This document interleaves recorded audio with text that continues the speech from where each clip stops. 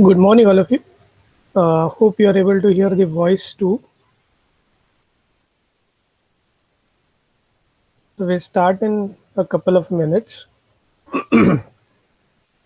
At least the thing should be around 10 when we will start. So far what we have done in the lectures that we had. So we had 5 lectures and this is the sixth one. In those 5 lectures, we started off looking at the syllabus of PCPF. Then we realized the fact that we need to understand what is the process of compilation and interpretation as far as a program is concerned. Excuse me. That was the two set of lectures we visited, and we figured it out that how exactly the process of compilation takes place, what are the sub steps in that process, what is the process of interpretation, how they are similar and different from each other. We also looked at actual compilation using GCC for a C program and actual compilation of a Java interpretation compilation as well as interpretation of a Java program. We understood the fact that how does a Java program becomes platform independent or hardware independent, because we create a compiled class version which then can be provided to the interpreter, which does the linking and loading of the program, and thus the Java code can be run compiled once and run many times on many hardwares. Once that background was set, we started off discussing about how many programming languages do exist and how they are evolved. That is, particularly, we talked about how the higher level programming languages evolve. What is the concept of abstraction that gives higher level language the status that they are? Okay, how exactly writing program in higher level programming language alleviates the efforts of a programmer by using some abstract constructs which are understandable in human language sense, but they are far away from their actual runtime implementation on the hardware. Once we had this particular understanding that there are numerous high-level programming languages exist because they got developed across a period of 40 years or so, and there were many what you can say focused developments on some focused application area. Because of this, there is proliferation of numerous programming language. Although there are numerous programming language, we then discuss that there are certain themes common in these programming languages and which are referred to as style of programming or programming paradigms. We looked at two major programming paradigms, one being referred to as imperative paradigm and the other one referred to as the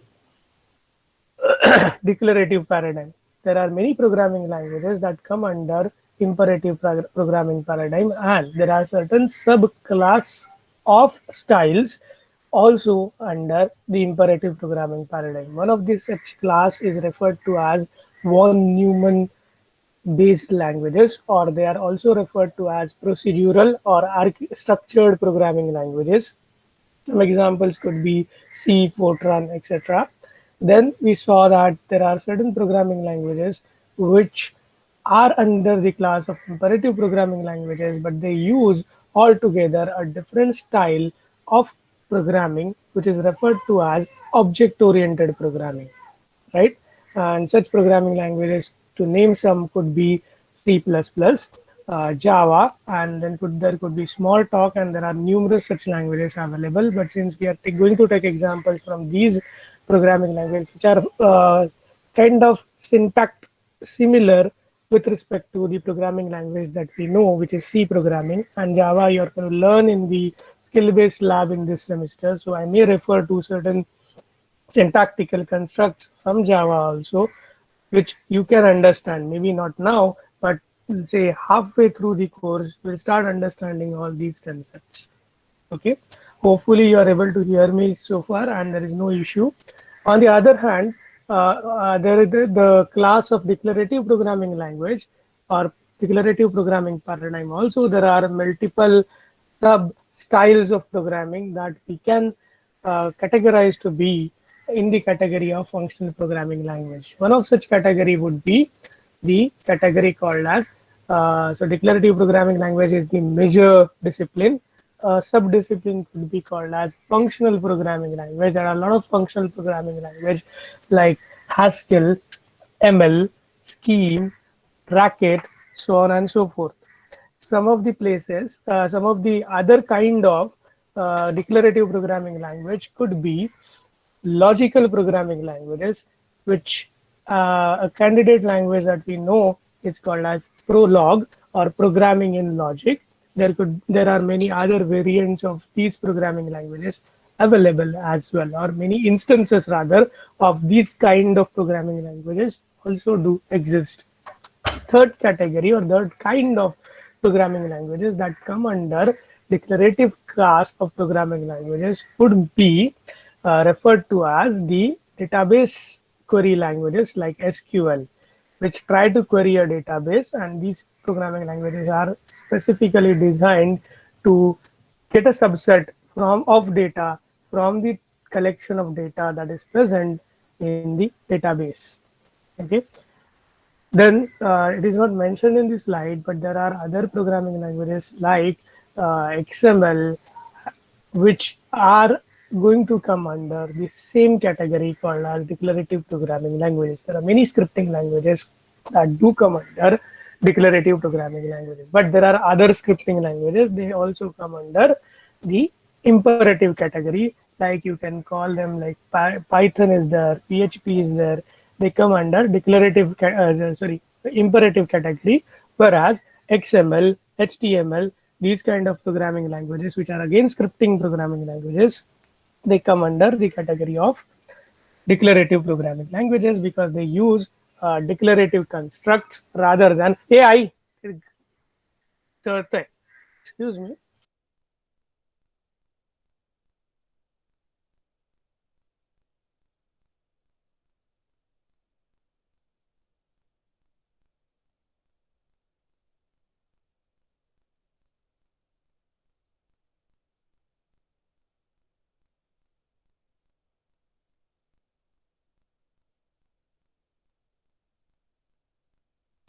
So pardon me for a moment of break. There was some small uh, accident at my home, which I need to pay attention to.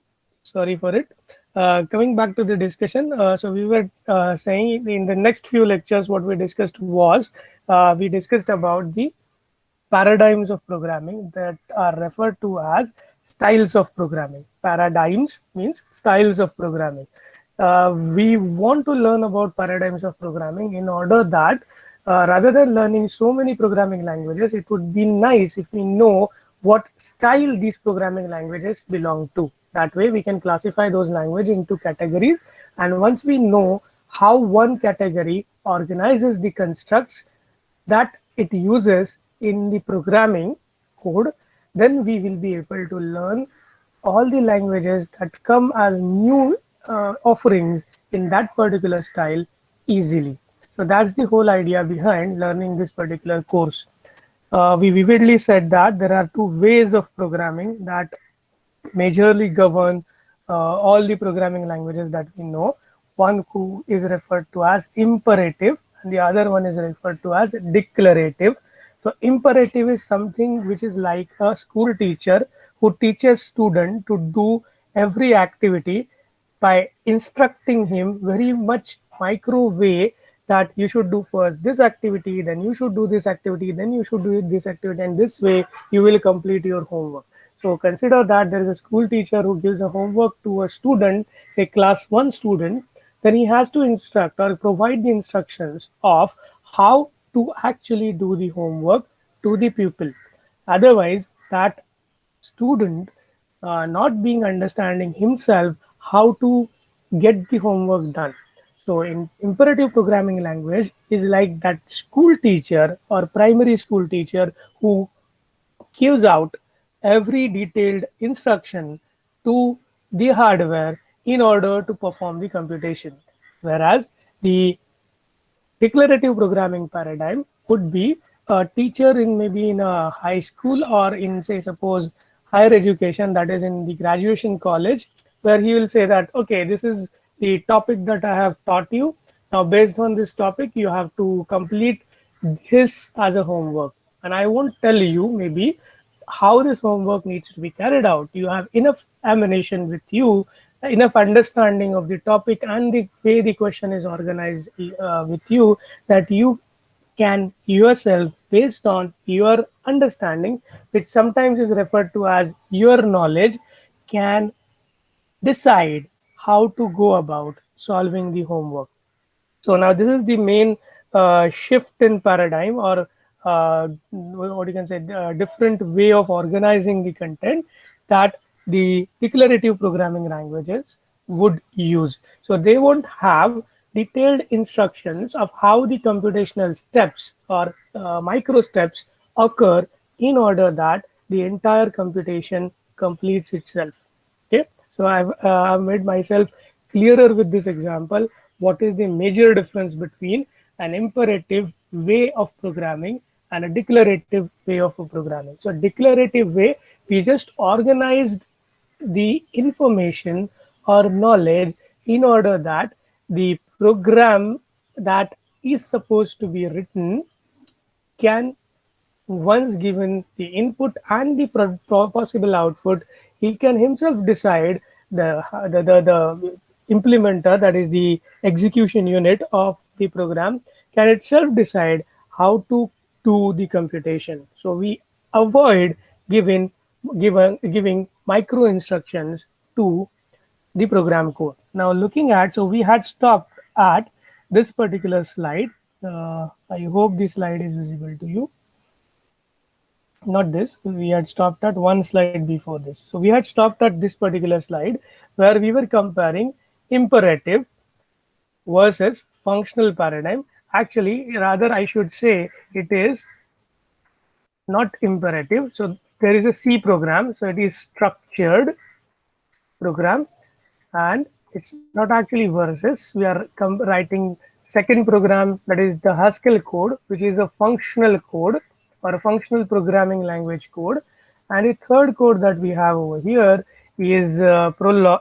In Prolog, that is what kind of a programming language? It's a logic based programming language. So these are the three codes that we are going to take example of. Sorry, बहुत ज़्यादा scroll हो गया. Excuse me for my voice. I have a bit of, not cold, but tough. That is why we persistent issue in between. So these are the three class of examples that we are taking in order to understand what we say when we say, sorry, let it be. So now you know that this is the structured program, this is the functional program, and this is the logic-based program. So C program, I don't think I need to tell you what exactly this code is doing. It is just computing a GCD based on two inputs. It's a function, and it is going to return the GCD value. So what we are doing when I say that I'm instructing the machine what exactly to do, I am actually using certain things called as expressions and minor computations, like I'm adding a minus b. Okay, these are what? These are called as operators. Okay, minus, less than, not equal to, all they are operators. So we are actually defining my computations in terms of certain operators, and those operators are arranged in a algorithmic fashion. This is what is that we do in a structured programming language, which comes under the imperative programming class of languages. Okay. Now this is the Haskell code. If you remember the definition of GCD from your childhood, you would know that GCD of a number and zero is the number itself. Okay. And if there are two numbers, their GCD I want to compute, I need to make sure that they are positive. And this is exactly what we are doing over here, that we are having a constraint that A must be first made positive, B must be first made positive, and then I'm computing GCD of B comma mod of AB. Mod of AB means I'm actually getting the residual of division from A and B. So I'm doing A divides B, getting the modulus or the residual, and I'm computing GCD of B and then that particular residue. As I'm trying to every time go down with respect to residue, say suppose initially the numbers are 20 and say 7, okay, then it will be 20 divided 7, so 7 2s are 14 and there is some residue, so 2 will be what I have as the second number, and there will be B, so it will be 27, so 7 and 3 will remain. So GCD of 7 and 3 then I need to compute, so I'll do a modulo of that 7, that is going to be 7, 3 का भी modulo 3 आएगा, absolute value that is. So 7 modulo 3 karunga, 3 into 6. So this way the process would continue, and then ultimately I'm going to get 7 as the GCD or whatever is as the GCD. In this case 27, I guess 1 is the GCD, greatest common divisor. But this is how this procedure is going to work out. So what we have done over here is, this is a way of Haskell of writing a function. So this GCD x comma y is nothing but one definition of function GCD, where it has two parameters. One is variable and the other one is fixed, which is a 0 value. And in that case, or in that particular instance, I'm going to calculate just the absolute of x as the answer to the input GCD x0. So whenever I call GCD with a number and a 0, then that number itself is going to be the GCD of those two values. When I'm going to call GCD with some arbitrary numbers like x and y, then to compute the GCD of x and y, I need to compute GCD of b comma mod of AB. So this style of writing, the syntax is a bit different because we are acquainted with block syntax of function like this. तो यहाँ पे मैंने function argument C programming language में brackets में दिए है और पहला आर्ग्यूमेंट कॉमा दूसरा आर्ग्यूमेंट ऐसा स्पेसिफाई किया हुआ है, और I have specified the data types along the list of parameters. So instead of having a list of parameters, the only difference that we are having over here is we are writing function name, parameter 1, parameter 2, separated using a space. That's all the difference as far as the syntax is concerned.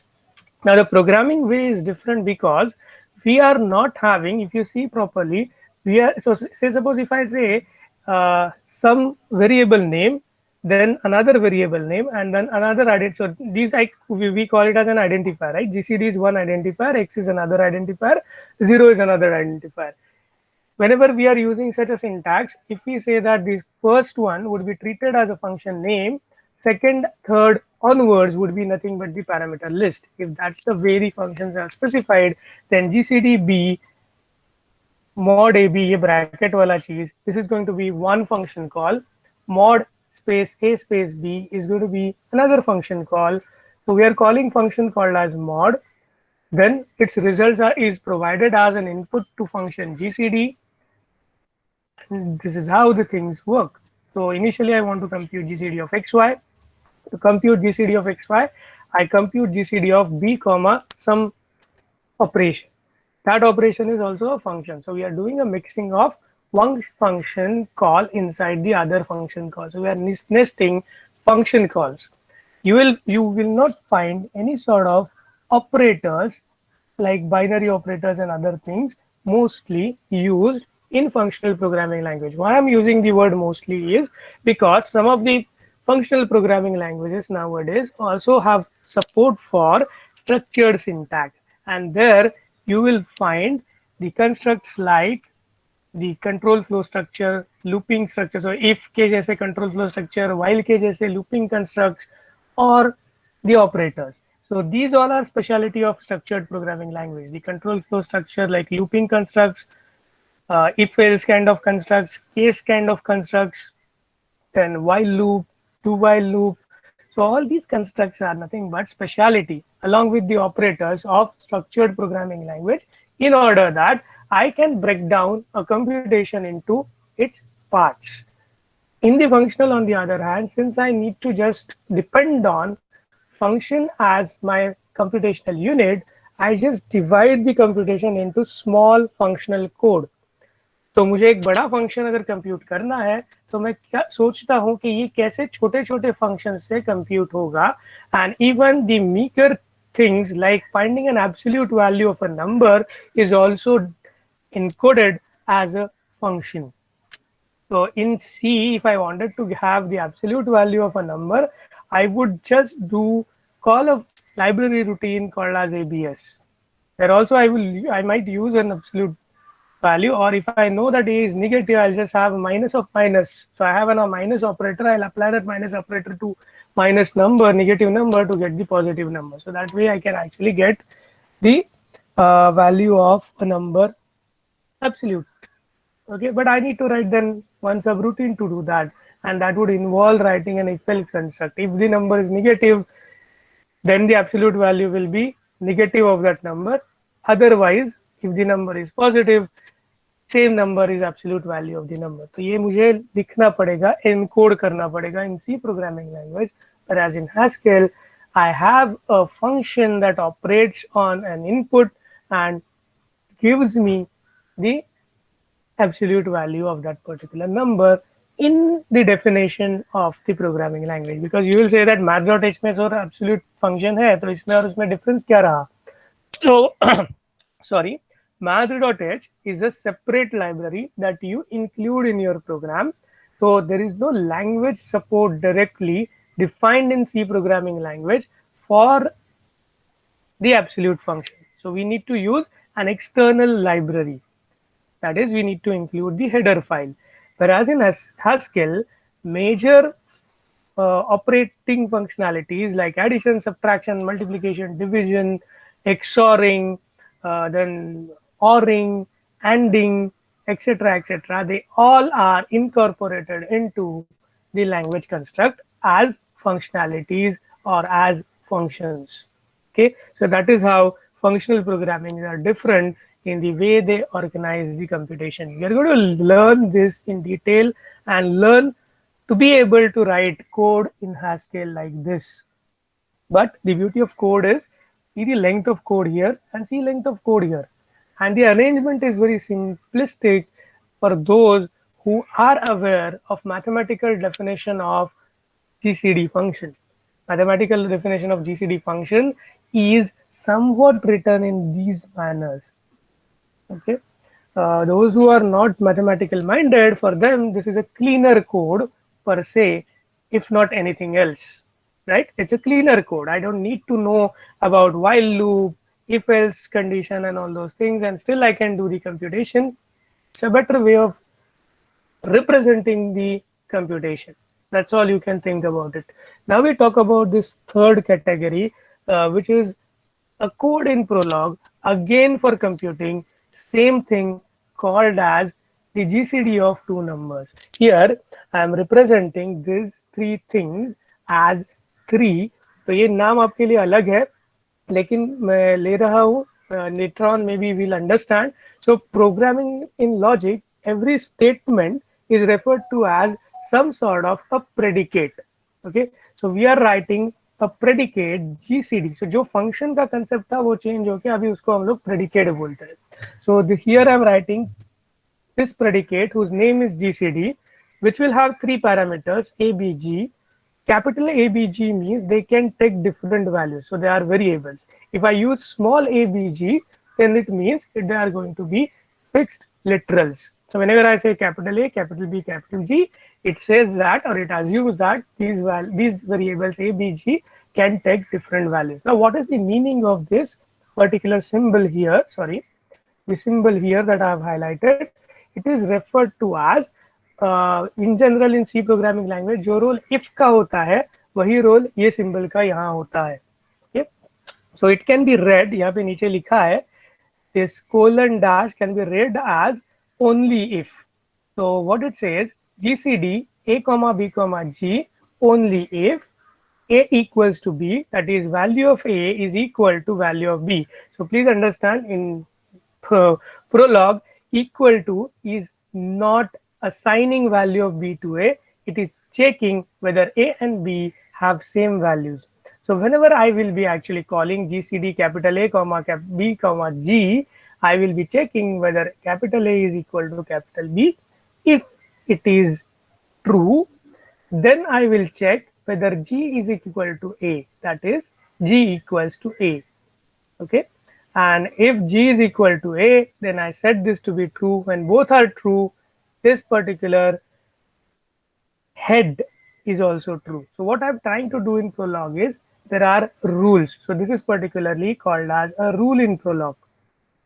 The statement that I've written over here is one rule in Prolog saying that GCD of A and B is G if A is equal to B and G is equal to A. So if I have input say 3, 5 capital G, that is I don't know the value of G, but I know that A is 3, B is 5.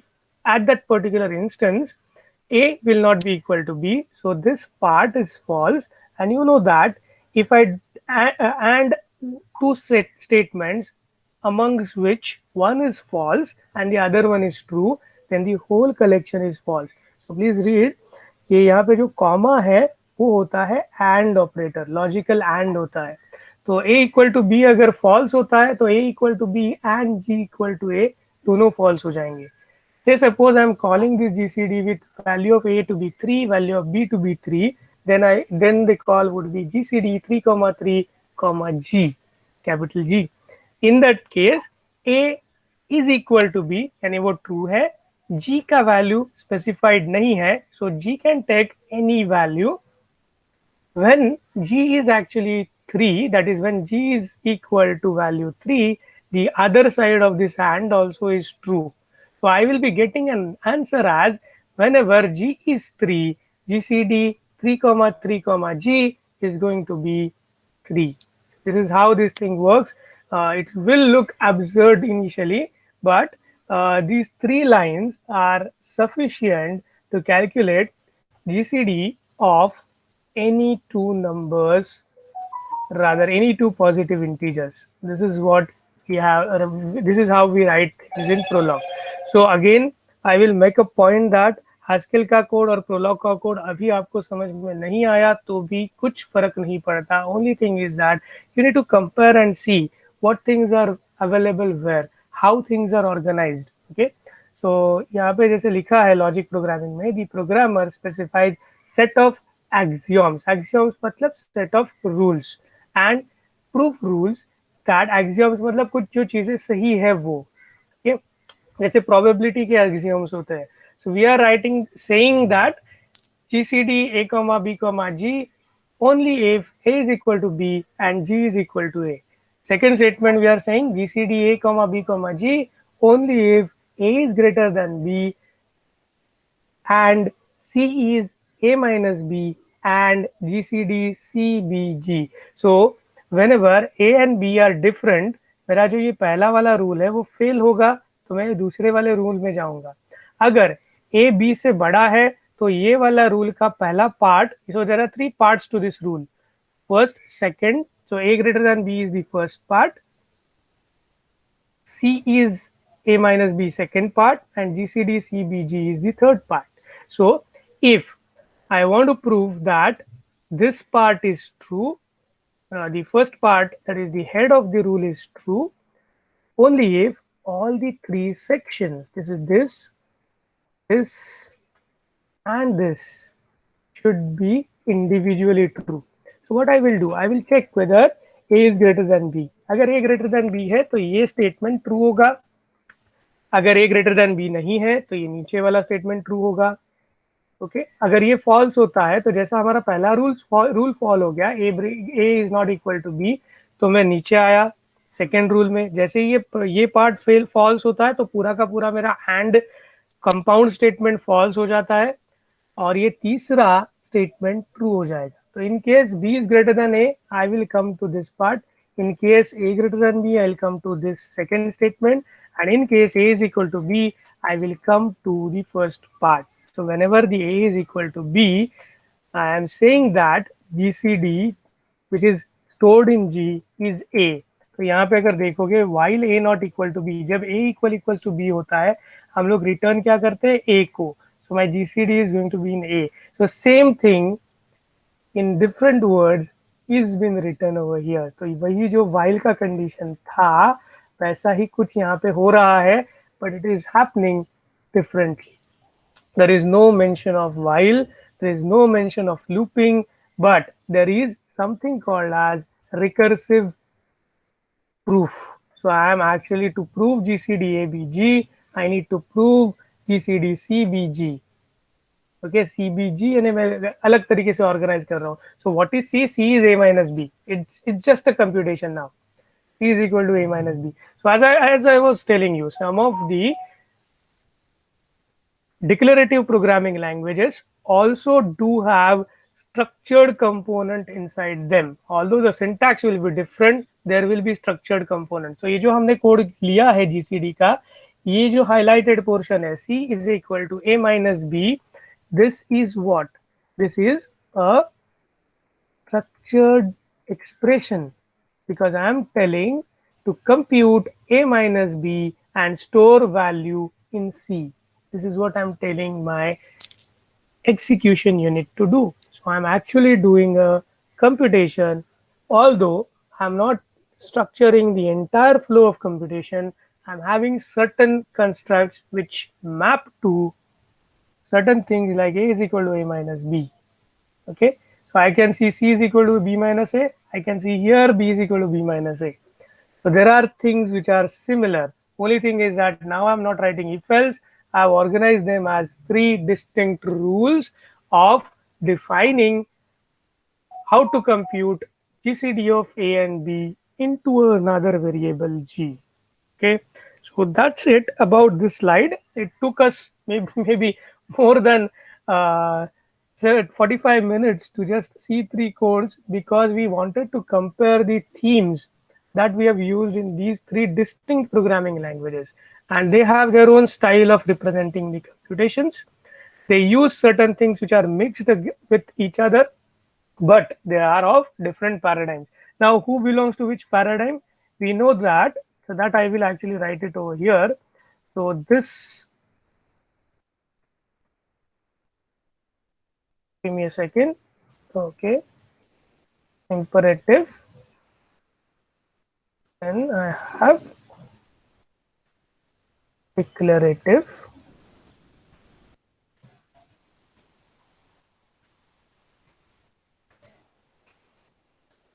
yeah.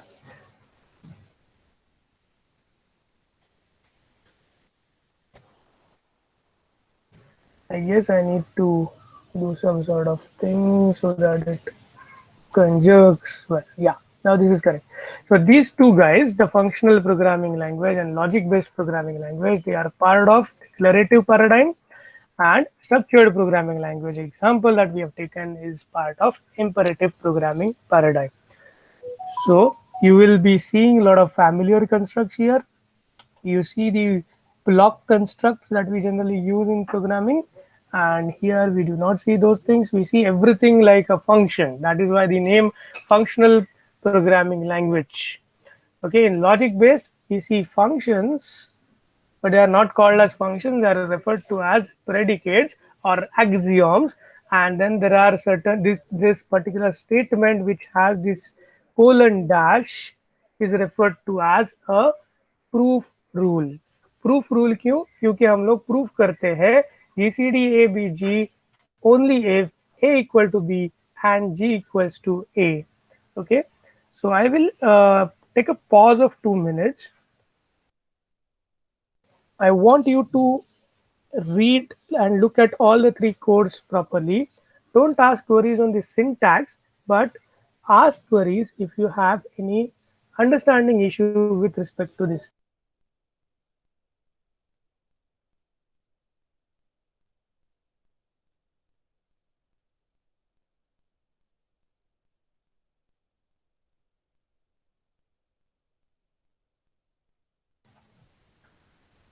Okay, so I'm pausing for 2 minutes. I want you to concentrate on the content of all the three codes, figure out the themes that we discussed yesterday as comparative theme between declarative and functional paradigm, or imperative and functional paradigm, and then make sure that you have understood the differentiation between these two paradigms. Okay, so that's the important thing to do over here. ये तीनों में जो difference है वो आपको थोड़ा समझ में आना चाहिए. I'm not saying code will be understood by you or you will understand what it means by axiom or proof right away, but you at least can see there are certain constructs like a greater than b used in logic based programming language. C is a minus b. So the way we write in structured programming language, we write C is equal to a minus b. So we are not using third variable here. We are using only two variables, but you could have easily used a local variable like say int c, which could be a local variable in that sense. And then maybe we could have written c is equal to a minus b, and here we could have written c is equal to b minus a, and we could have written return c, right? So this would make these things similar to each other. Here also there are three variables, here also there are three variables. Okay, so this c is local to this particular rule, this c is local to this particular rule. G on the other hand is not local. G is something that you are returning. So return C जो कर रहे हैं आप, ये जो चीज है वो आप G के साथ खेल रहे हो. Okay,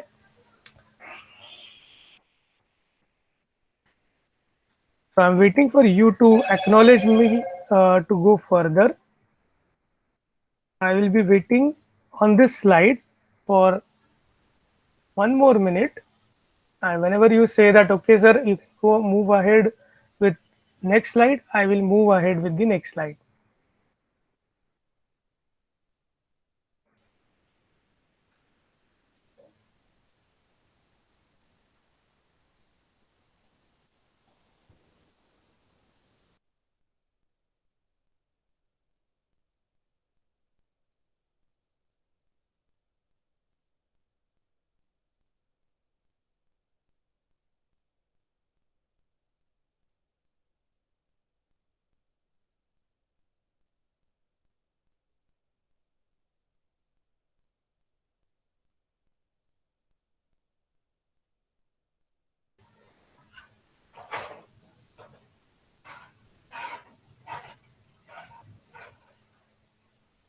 Okay, I guess I've given you an ample amount of time.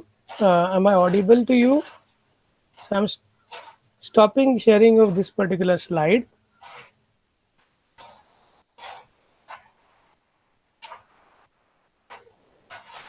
I'll be sharing another window with you, which you need to tell me whether it is visible to you or not.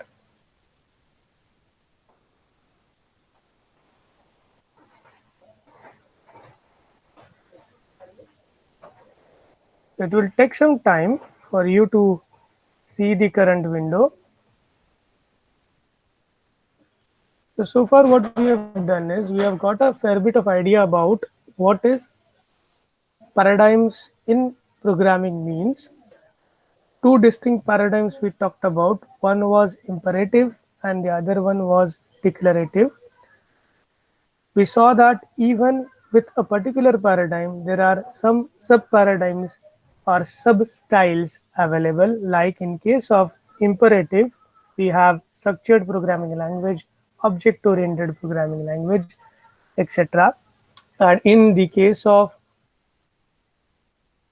declarative programming paradigms, we have functional programming languages, logic-based programming languages, and some database programming languages as well. So these are the way these paradigms are organized.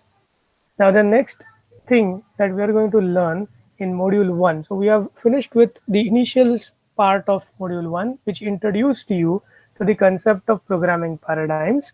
And now the next topic that we are going to start from module 1 is referred to as naming convention. So we are now going to do is learn about certain common things in these different paradigms, or in general any programming language. If I want to learn or design or use, what are the common core language design issues or core language issues are there. So we will be now talking about certain for say 7 or 8 more lectures about the themes or concepts in programming that involve learning basic constructs of different programming languages. So we start off by talking about name, scope, and bindings. You might have studied the concept of variables in C programming language. You might have learned concept of function in C programming language. You might have also learned concept of arrays in C programming language. You might have learned concept of basic data types in C programming language, right? So all these concepts, they have their root in use of concept of name, scope, and bindings. We will be learning these basic themes that generally programming languages use in order to provide some higher order language representations like function, like variable, like keywords, like user defined data types, etc., etc., right? So the concept of name, so before going there, we will just acknowledge the fact that higher level programming languages जिनके बारे में हम लोग बोल रहे हैं और जिनका के लिए हम लोग ये सब पैराडाइम्स एंड लैंग्वेज इश्यूज जो है या लैंग्वेज डिजाइन जो है वो सीख रहे हैं, those higher level programming languages are having relatively higher level representations or higher degree of abstractions of features compared to assembly language. What it means is, in assembly language, if I want to do something, I will need to take help of hardware or the electronic registers or circuitries that are present inside my machine. Whereas when I'm using a high level programming language, I will be not directly using these hardware components. Whenever I want to do certain things in high level programming language, I can't directly refer to the machine registers or machine memory. I will actually access that machine register or machine memory using some object that is not working at the hardware level. So to do so, I need to I need to create a level of abstraction wherein some in between software will translate that level of abstraction to the assembly level in order that machine understands what the programmer means. So early development of languages like Fortran, Algol, Lisp showed two complementary goals which were addressed. So these all languages, the Lisp, Fortran, and Algol, these are some examples of early high-level programming languages. So these languages actually had two goals to achieve when they were designed. So these are the design goals of these languages. First goal was that I want to create a system of writing the code which is machine independent.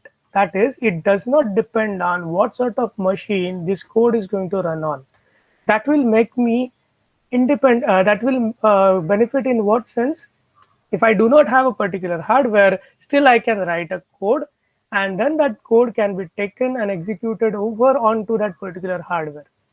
Okay, so that is what the beauty of achieving machine independence would mean. The other important fact these languages were trying to do was they were trying to give or provide ease of programming. So ease of programming क्या है?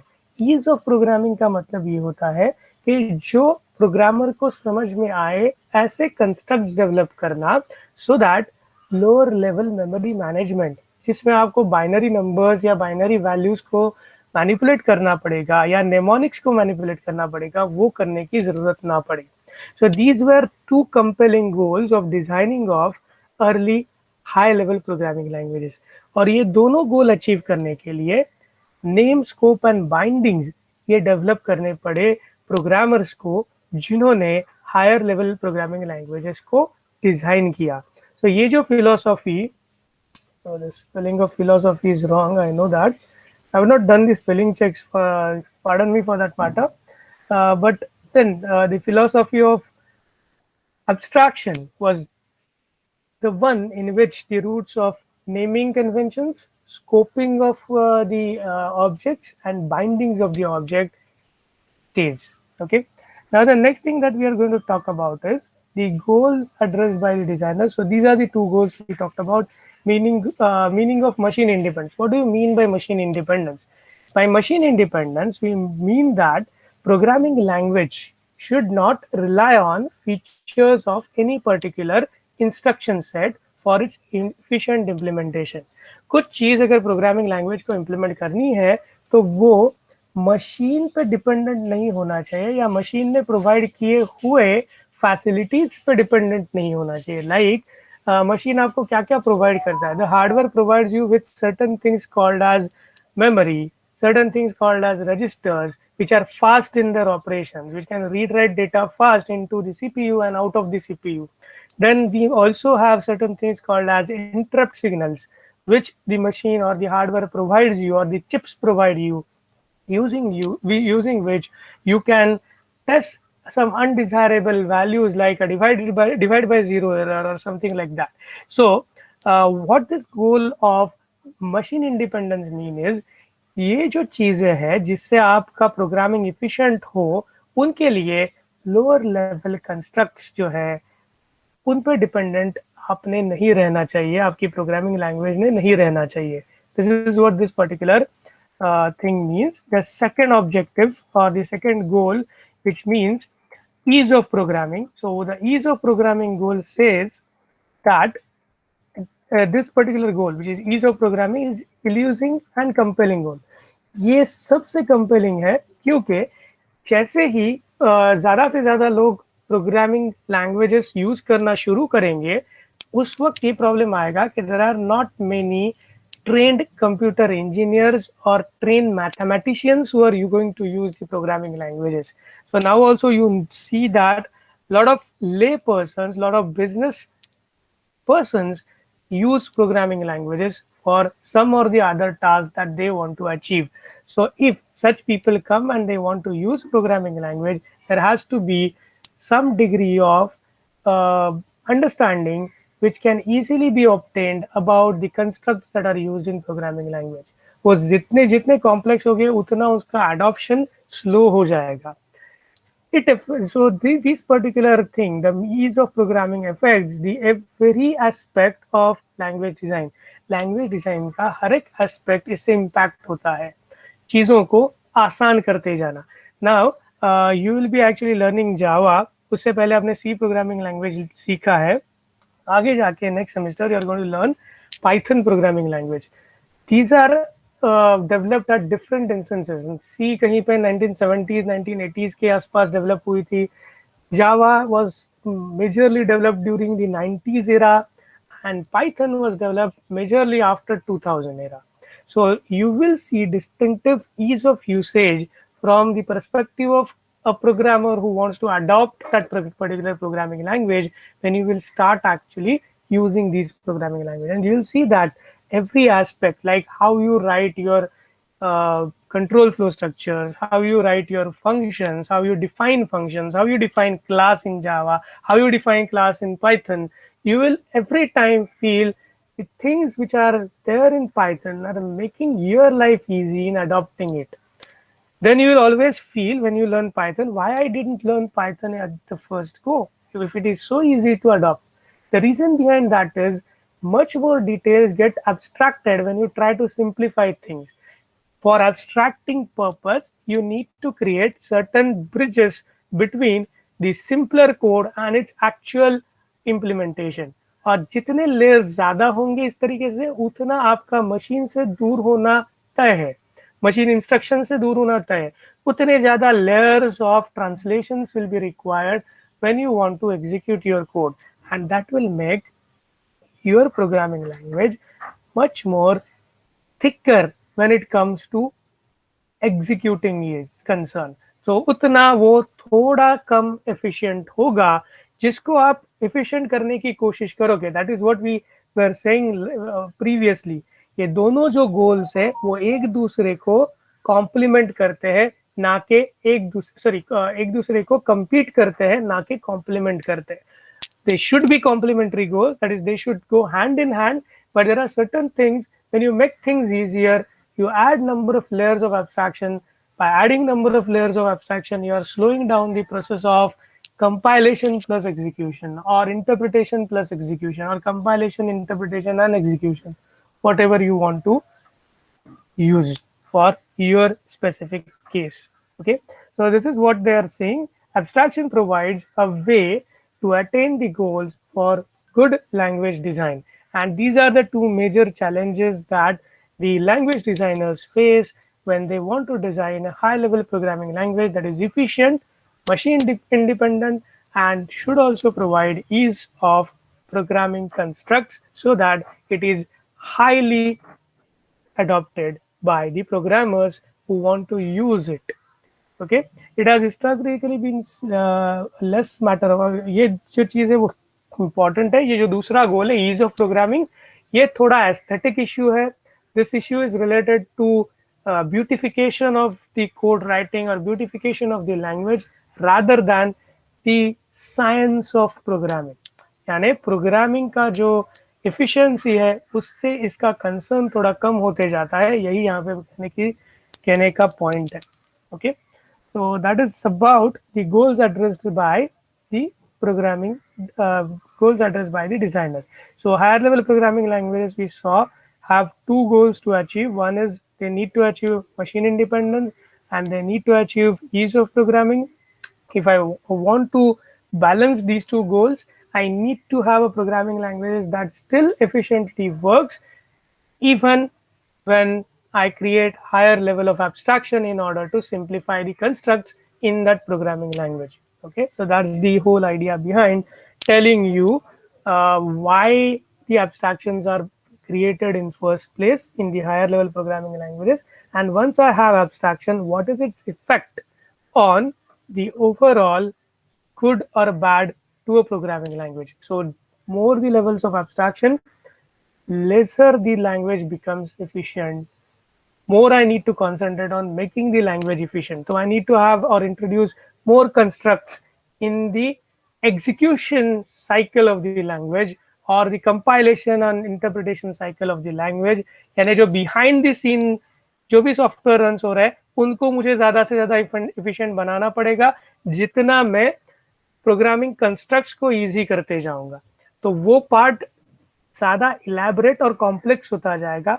वो जितना complex होगा उतना execution time efficiency को वो impact करते जाएगा. Because itself for that programming language to load and run वो कुछ खुद मेमोरी और खुद एग्जीक्यूशन साइकिल्स लेगा जो हैम्पर करेगा एग्जीक्यूशन को. तो आप थोड़ा सा अगर आपने गूगल किया तो पता चलेगा बहुत सारे जो लेटेस्ट डेवलपमेंट्स है in machine learning, artificial intelligence, data sciences, they definitely use Python programming languages for rapidly developing the code and adopting newer and newer application areas for these techniques called as AI, data science or other things. Lekin when it comes to creation of a production level system, people still go to C++ or C implementation, or bigger companies go to C++ or their own native programming languages. Just like for example, if I want to give, Google has developed Go programming language, although Python is so popular right now and it is doing very well in many disciplines and it has been highly adopted by many people. Okay, ये सब क्यों हो रहा है? क्योंकि they just don't want to kill the popularity of Python, but they want to have certain degree of efficiency along with ease of use, which they want in their application. So they actually develop another programming language. So development of programming languages is going to continue. That's the first and foremost thing. Development of programming language, although can make the language construct easy, but it will take it away from its goal of having an efficient machine-independent programming language that will need to be addressed through creation of some glue software that can actually now be more complex in nature, okay, which will limit the applicability of that particular programming language, and people will still rely on those programming languages which are closer in nature to the hardware constructs like C, C++, and Java programming language. Okay, now saying all those things, This is just the start of the chapter, so I'm telling you all these things. So all these things that I discussed about high level programming language, a major concept that was highlighted was creation of abstraction. And for creation of abstraction, I need to create nomenclature or a reference to many physical constructs. And for using or creating that nomenclature or a reference, I actually need a concept called as name. So what is a name? So what is your names do? Your names actually refer to a persona, a physical human being that has certain characteristics. Okay, every person has a different name. Two persons with same name will have at least some way that I can identify them differently by say middle name or the surname. So what does a name do for a human being? A name recognizes, identifies a human being. As far as the programming is concerned, what does name do? Per se, to a minimum level, name could be just a mnemonic, that is, एक दूसरा नाम या alias हो सकता है. It is generally a character string used to represent something. Now ये something को हम लोग यहाँ पे object बोल रहे हैं, but that object is like referring to a thing in the programming or construct in the programming. We are not anyway relating this to the object orientation. We will talk about object orientation in some other module, but right now, whenever in the discussion I will use the word object, I'm referring to certain programming construct. Okay, so please understand the fact we are not talking about object orientation के sense में word object. I'm saying एक thing को refer करने के लिए मैं object ये नाम यूज कर रहा हूँ. तो नाम क्या हो सकता है इन प्रोग्रामिंग लैंग्वेज और नेम क्या होता है इन programming languages? It's a mnemonic, means it's a alias which is composed of character string and that is used to refer or represent a thing in programming. वो थिंग क्या हो सकता है? In most of the languages names are identifiers which are alphanumeric tokens, यानी वो identify करते हैं चीजों को. I can have keywords to mean certain things in a programming language. I can have function names, variable names, user defined data type names, etc., where I use the references to refer to certain different objects like a variable, a functional block of code, or a user defined data type. Okay, so that is what the concept of name comes into picture. Name क्यों लगता है हमको? क्योंकि किसी memory location को मुझे refer करना होता है तो मैं नेम यूज कर सकता हूँ. मेमोरी लोकेशन को रेफर करने के लिए कौन सा कंसेप्ट यूज होता है प्रोग्रामिंग में? वेरिएबल. वेरिएबल जो है कंसेप्ट वो मेमोरी लोकेशन को रेफर करने के लिए यूज होता है. वेरिएबल को आप नाम देते हो so that now I can, like a human, refer to that memory location rather than its memory address, referring always to its memory address. So that is what is the role of name that plays to identify an programming object called as a memory location or a variable. I can use names to name code blocks or functional blocks by organizing that code block as a single unit and refer to it with a name that is called as a function name. तो मैं function को भी एक नाम देता हूँ. So function ये object ठीक है. So function is what? A programming object. I can use a name to name that programming object, and that is what the name concept is all about. Okay, it allows to refer to variables, it allows to refer to certain constants, it allows to refer to operations. तो ये operations होता है जिनको आप code block पे लिखते हो और जिनको आप फंक्शन कंसेप्ट की तरह रिप्रेजेंट करते हो सी प्रोग्रामिंग लैंग्वेज में. अलग अलग प्रोग्रामिंग लैंग्वेज इनको अलग अलग से रिप्रेजेंट करेगा. तो मैं ऑपरेशंस को भी नाम देता हूँ. I name the operations as well. मेरे पास ऑपरेटर्स रहते हैं सी में. प्लस अगर मैं लिखूं तो उसका मीनिंग कुछ होता है, माइनस लिखूं उसका मीनिंग अलग होता है, प्लस प्लस लिखूं उसका मीनिंग अलग होता है. So I name every operator with certain symbolic representation, which could be alphanumeric, which could be just a string collection, that is a sky string collection.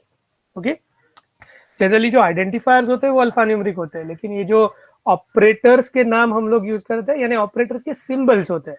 So you will say that वो तो नाम नहीं होते, there are no names to it, but those symbols are not nothing but referred to as names here. In the discussion, we are referring to those identities to the operators as well as name. Okay, अब बोलोगे ये इतना सारा complexity क्यों? क्योंकि आगे जाके ये सब इजी होने वाला है. Okay, so we are just telling, I am just telling you right now what could be referred to as name in programming language. Okay. It also allows us to realize language abstraction. So I'll be continuing for 5 more minutes and then I'll stop. I need to just discuss one more slide. I hope you all can wait for 5 minutes. Anybody who needs to leave before 5 minutes can write his roll number and name into the chat window and he can quietly go out. I won't mind, but I will stop after 5 minutes. Okay. Is it okay? Yes, sir. Yes, sir. Okay. So now the next thing that we were talking about is it allows us to realize language abstraction. तो language abstraction को भी realize नाम से आप कर सकते हो. कैसे? The programmer associates name with potentially complicated program fragment. यही चीज आप करते हो कौन से कंसेप्ट में? आप ये चीज करते हो जब भी आप फंक्शन डिफाइन करते हो. फंक्शन से क्या होता है? जो भी रिपीटेडली आपको कॉल करने हैं कंप्यूटेशन और प्रोग्रामिंग कंस्ट्रक्ट, उनको आप एक ब्लॉक की तरह रिप्रेजेंट करते हो और वो होने के बाद जब भी उसको यूज करना है तो function call is definitely easier, right? You just need to provide input, wait for function to get executed and get the output from that particular function call. So calling a function makes your life easier. So by creating a function also, you are creating an abstraction by simplifying certain complicated programming constructs. ये याद रखो, उसको आप formally abstraction नहीं बोलते, लेकिन आपका purpose क्या होता है फंक्शन तैयार करने में? मल्टीपल पर्पसेस आर देयर, लेकिन एक पर्पस ये जरूर होता है कि rather than writing all those 10-20 steps of computation again and again in the code, you write them only once, you provide the inputs, you get them executed separately, and then results are taken back to your actual main program. And in the main program, the only thing that you require is you require to make a function call. That's it, what you require to do, right? So ये चीज आपको provide होती है. Language abstraction भी name से, name जो concept है उसे लैंग्वेज एब्स्ट्रैक्शन को भी हम लोग रियलाइज कर सकते हैं. दूसरा तरीका होता है लैंग्वेज एब्स्ट्रैक्शन को रियलाइज करना.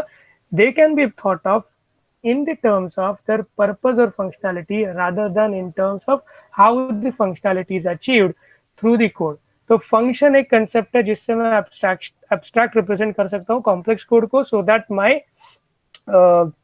actual execution becomes easier in a sense of a new person who wants to understand. Next thing is structure में कर सकता हूँ क्रिएट. स्ट्रक्चर में क्या करता हूँ, हमने एग्जांपल देखा था लास्ट लेक्चर में. स्ट्रक्चर में मैं मल्टीपल डेटा आइटम्स को as a single variable name use कर सकता हूँ, जिससे मेरा डेटा प्रॉपरली ऑर्गेनाइज हो जाता है.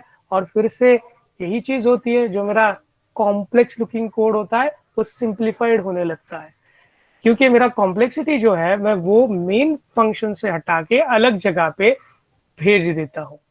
So that in the main program, I just need to create one variable instead of creating all those variables which were member variables of that structure. And now I can use those variables inside my code easily. My main code or the executing code or string of execution becomes easier to look at and easier to understand for. Okay, so that's the whole idea behind creating structures. Class जो concept है, interface जो concept है, वो आप थोड़े दिनों में जावा में सीखोगे. तो क्लास ये जो कंसेप्ट है, has ma'am taught you class concept? Can anybody just unmute and tell me Java में फिलहाल क्या सिखा रही है ma'am? There are few lectures of Java. happened so far, right? Anybody who attended the Java lab lectures? No one? Okay, let it be. So I'll assume that concept is not covered. So even though that concept is not covered, we can consider class to be a structure of a kind, but in class, along with the data members, I can also have certain functions defined which can operate on those data members. तो structure में सिर्फ हमारे पास data member variables थे जिनको हम लोग एक साथ लेके उनका यूज करते थे. तो अगर मुझे कुछ फंक्शनैलिटी काम में लानी है तो मैं क्या करता था, वो स्ट्रक्चर वो फंक्शन को मैं एज एन इनपुट भेजता था through the parameter list, and then I would do the processing on the member variables. I would update those member variables and then return that structured through the return statement of the function. तो इसमें होता क्या था, function बाहर रहता था, यानी functionality structure के बाहर होती थी और स्ट्रक्चर फंक्शन को एज एन इनपुट जाता था, प्रोसेस होता था और आता था return. Okay, whereas in class what we do is class में member variables होते हैं, and along with that we also have member functions. These member functions use these member variables and they manipulate them.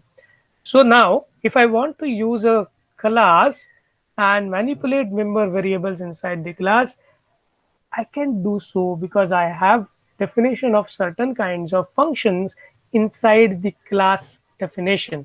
So structure सिर्फ collection of member variables होता था to create a new data type. Class member variable और उनको manipulate कर सकेंगे ऐसे functions का जिनको बोला जाता है in terms of class method नाम से उनको पुकारा जाता है. तो we refer to them as methods. So we have methods to manipulate the member variables inside the class. So जो क्लास का एब्स्ट्रैक्शन है वो आपको दोनों चीज प्रोवाइड करता है, collection of member variables and methods to manipulate those member variables. Now I need not require to pass a class to a function to do the activities. Instead, I will invoke a method inside the class to achieve certain functionality. So again एक level of higher abstraction आ गया, मेरा ease of use हो जाएगा, मुझे वो function अलग से define नहीं करना पड़ेगा. मैं जो भी मुझे मेथड या फंक्शन डिफाइन करना है वो क्लास के अंदर डिफाइन करूंगा, यानी क्लास का वो पार्ट रहेगा.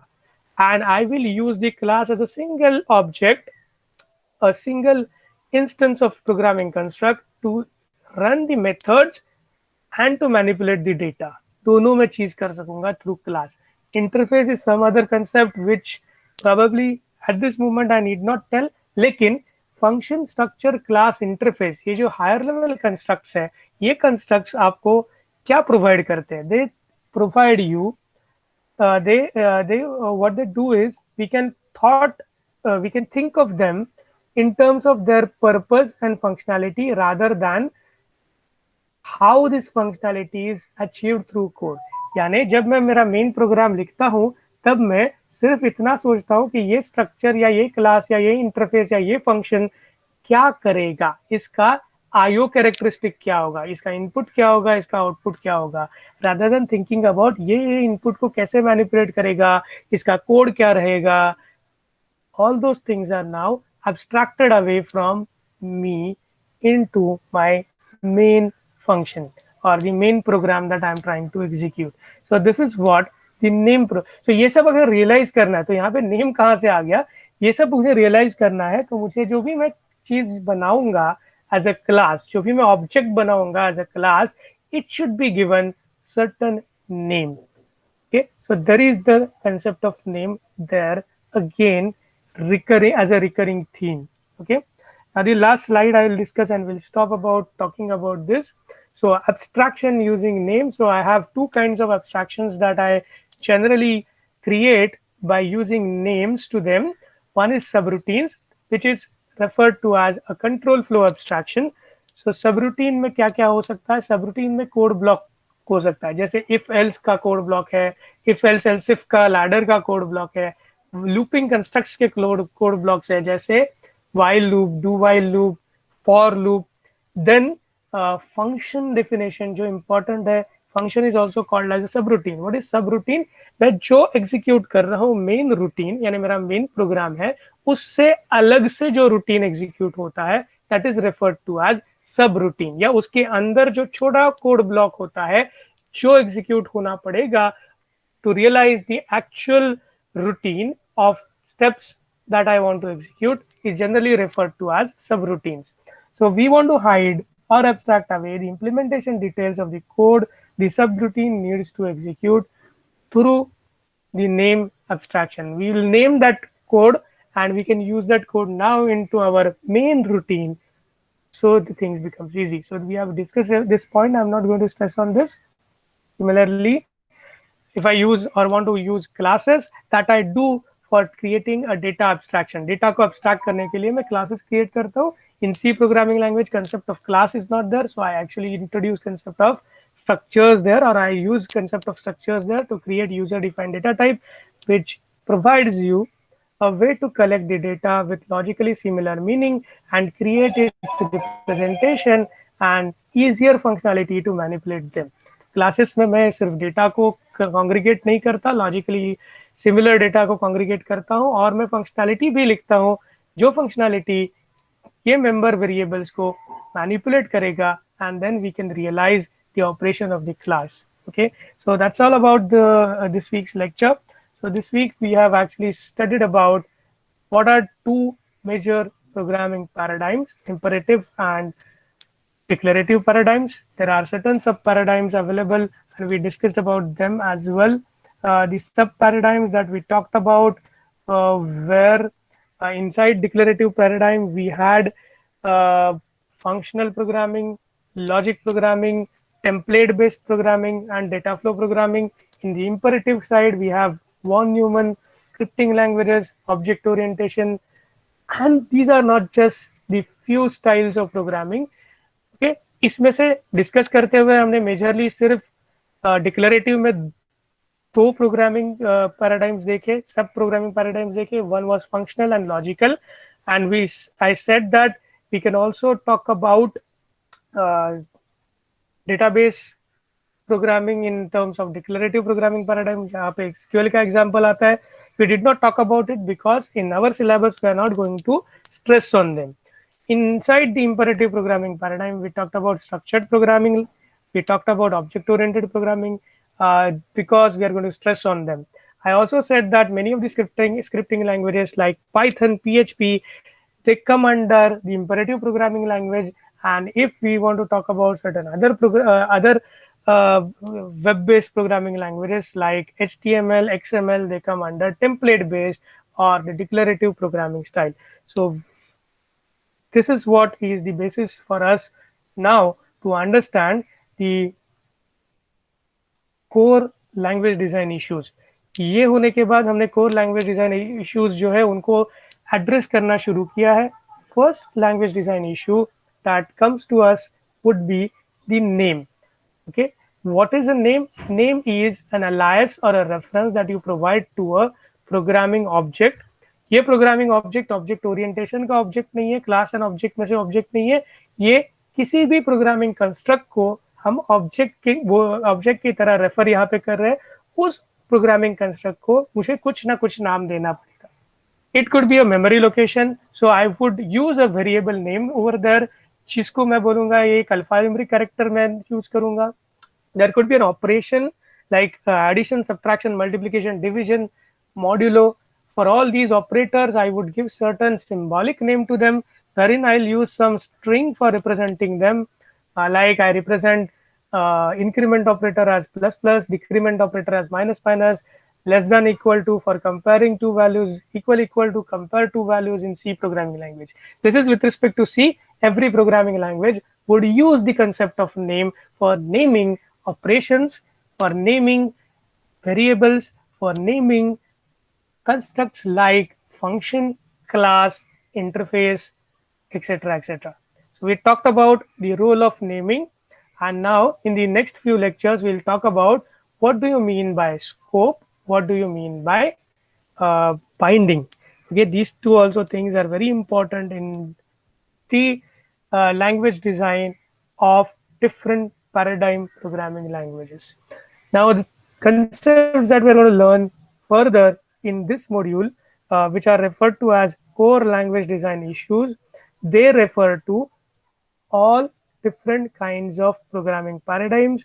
May they be imperative, may they be declarative. So independent of paradigm, we are going to learn the concept of core language design. And after that, we will jump to declarative programming paradigm. And before that, we'll discuss object orientation and concepts in object orientation. Okay, so this is the way to go further. I hope you understood after this lecture many of the concepts that I discussed in fourth and fifth lecture, which were kind of abstract initially, but now they are kind of uh, understandable to you, hopefully. So I'm going to stop, but before stopping, I would require you to put in your names in the chat window along with your roll numbers so that I can mark your attendance. Currently, there are 18 students that I can see present over here. So please put in your name and roll number in the chat window. Once that is done, I will wait for everybody to leave. And if you have any doubts in the discussion, you are free to ask those doubts. Remember, this week you're going to have one quiz on agclms.in, which you need to solve. agclms.in website you need to have access to, which I told you initially itself this week. इस week में आपको वहाँ पे quiz मिलेगा जो आपको attempt करना है. Quiz will be in order that I understand whether you have got the concept or not. So scoring is not important in that quiz, but appearing the quiz is more important. You also get a feedback कि मुझे क्या आपको समझ में आना expected है, और मुझे भी एक एक्सपेक्टेशन आता है कि हाँ, जो मैं सिखा रहा हूँ उसमें से इतनी चीज़ें लोगों को समझ में आई है, ये चीज़ें शायद अभी तक समझ में नहीं आई है. So since you are not asking any doubts, this is the only way I can get a feedback.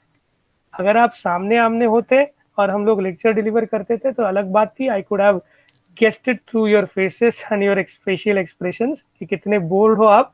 यहाँ पे वो शायद मेरे पास नहीं है. So I still try to make the things lively. शुरू में ये सब्जेक्ट में जो हम लोग सीखने वाले हैं वो कंसेप्चुअल है, तो यहाँ पे प्रोग्रामिंग कम और डिस्कशन ज़्यादा है प्रोग्रामिंग का. ओके, कोड सेगमेंट्स हम लोग देखेंगे और कोड सेगमेंट में से हम लोग मीनिंग को एक्सट्रैक्ट करने की कोशिश करेंगे. Okay, so this is not a purely programming subject like data structures and algorithm is, जिसमें आपको एक्चुअली प्रोग्राम लिखने हैं.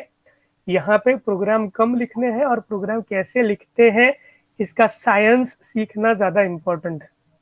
Okay, so some of you might feel this subject a bit in that sense boring, but we are definitely going to see a very lively things in coming lectures. जब हम लोग dynamic binding, static binding, error handling, scope of variable, when a variable starts to live, कब वो उसका life over होता है, कब आप गार्बेज कलेक्शन करते हो, गार्बेज कलेक्शन अलग अलग प्रोग्रामिंग लैंग्वेजेस कैसे करते हैं, what type of memory allocation are, okay, heap based memory क्या होता है, स्टैक बेस्ड मेमोरी क्या होता है, all those nice concepts in programming which otherwise we skip discussing as teachers of C programming or teachers of C++ or Java programming, because we feel like ये तो आप सीख लोगे COA में. COA वाले बोलते हैं ये तो आपने सीखा होगा, C प्रोग्रामिंग सीखा है तो आपको ये सब कंसेप्ट्स का पता है. Okay, so this is an attempt where we try to make you aware of all those concepts in a one single place. So we talk about hardware software merging here in this subject through programming कैसे होता है. Okay, so thanks for patiently listening. I'm stopping the recording for the lecture. All the recordings are available